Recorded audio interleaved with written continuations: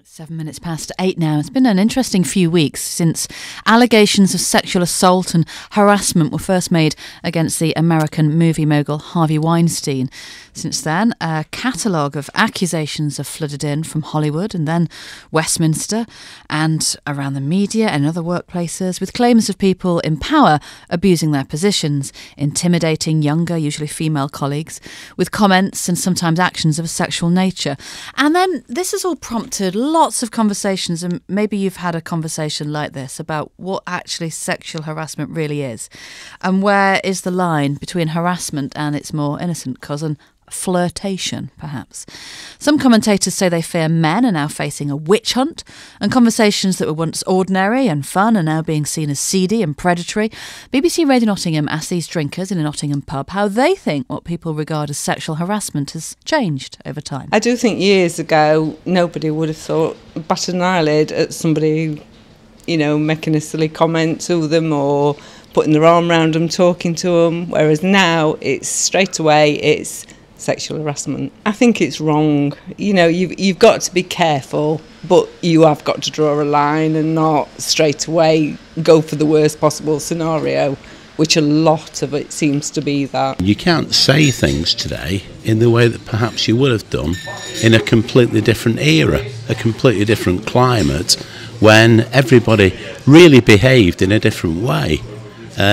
You could go into a pub similar to this one, and basically, it would be a lot of them would be full of men, not in great condition, swearing quite profusely. I happen to believe that women have always been treated in that way by lads, and I think it's time it stopped. I've seen it change since I was a young man to being accepted as banter, but we didn't really regard it as banter. It was a chance to grow up and be cheeky and to try it on.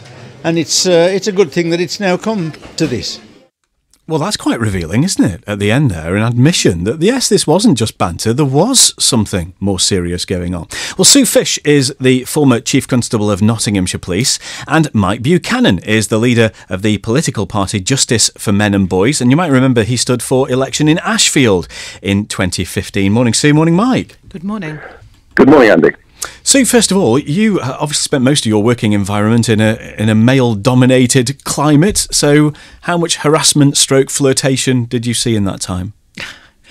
I'm probably not going to talk about my own experiences, but what I've seen working in a male-dominated environment, and indeed when I've worked with people in other organisations, is, and I guess my experience of life is, there is a sense by some men, and I say some men, of a complete entitlement to be able to treat young women particularly, sometimes young men, in a way that they think they can and can get away with it. And particularly in a work context, it's sometimes seen as a perk of the job.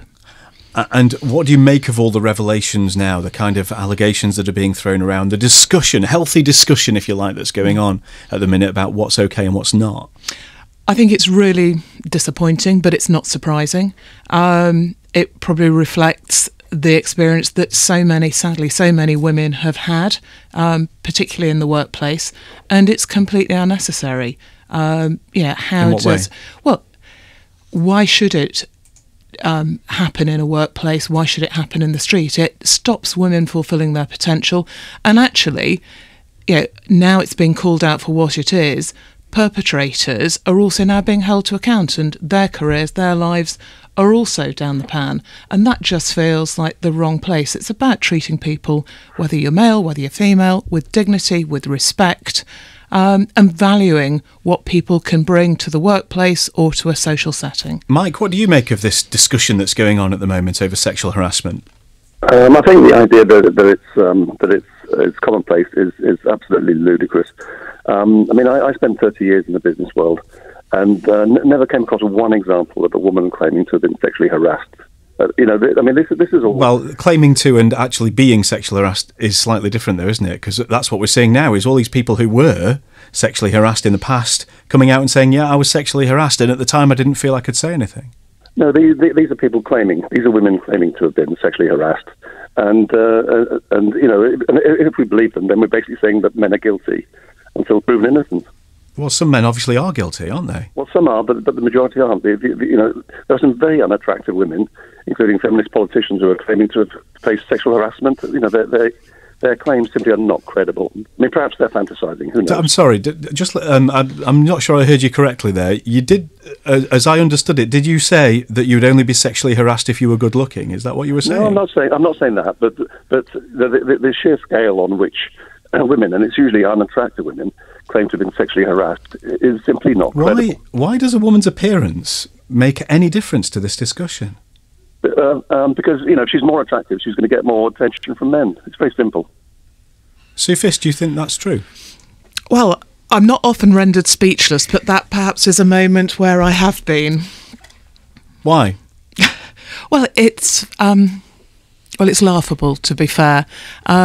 This is quite simply an issue of power, an issue of entitlement of some men, only some men, in terms of how they feel they're able to treat and take advantage of women. So, Mike Buchanan, what do you say to that? I mean, this is just a witch hunt against men. That's what it is. And why is it taking place? The same reason that all such witch hunts take place.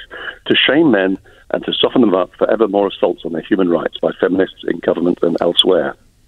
And I'd like to ask Sue Fish, who infamously worked with the Nottingham Women's Centre to make misogyny a hate crime in Nottinghamshire, why on earth didn't she also, if that's going to be a hate crime, then why not misandry, the hatred of men, which is far more prevalent? Mike, sadly, it's not more prevalent, firstly. And secondly, if a man feels that they've been victim of a hate crime because of their gender, they're very welcome to report it to Nottinghamshire Police or indeed any other police force in the country. And we made that quite clear at the time. So it isn't about sexism. You seem to be painting this, Mike, as some kind of battle between feminists and men. Of course it is. It always is. I mean, we've just heard on your news about Jason Zadrozny, who 2.5 years after being arrested on suspicion of sexual offences has been cleared and no charges pressed against him.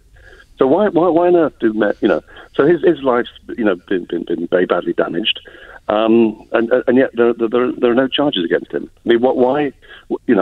Men should have anonymity, or people should have anonymity until and unless they're convicted. And is that what you're worried about with this whole discussion? That there's all kinds of people naming people who haven't been proved to have done anything wrong yet? Yes, because it's basically women have been weaponised, and all they need to do is to come up with false sexual offence allegations or sexual harassment allegations, and the men are in the courts of public opinion, shall we say, are guilty until proven innocent, and that's just outrageous.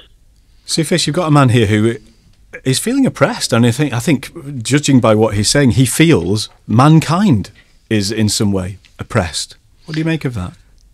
I don't think mankind, if you mean the gender-specific mankind, is oppressed. Actually, there's something about redressing the power balance, and that means that some men, and I keep on reiterating, some men actually have had some power removed from them, in that they can't go around treating women, and indeed some men, as they would wish to. I would also remind them that a number of the allegations that have been made are serious criminal allegations. This isn't harmless flirting. These are serious criminal allegations that that would be investigated by the local police force, and perpetrators, if there is sufficient evidence, will be held to account. And obviously we'll see what happens in those kinds of cases. In the meantime, much discussion exists, doesn't it, about the grey line, if indeed you think it is grey, between what is flirtation and what is sexual harassment. Sue Fish, former Chief Constable of Nottinghamshire Police there, and you also heard from Mike Buchanan, who's the leader of the political party Justice for Men and Boys. Lots to think about if you want to contribute to the programme today. It'd be lovely to hear from you. 934 3434 when you phone and when you text. It's 81333. Start that message with the word "not." The time's now just gone 6:15. 8.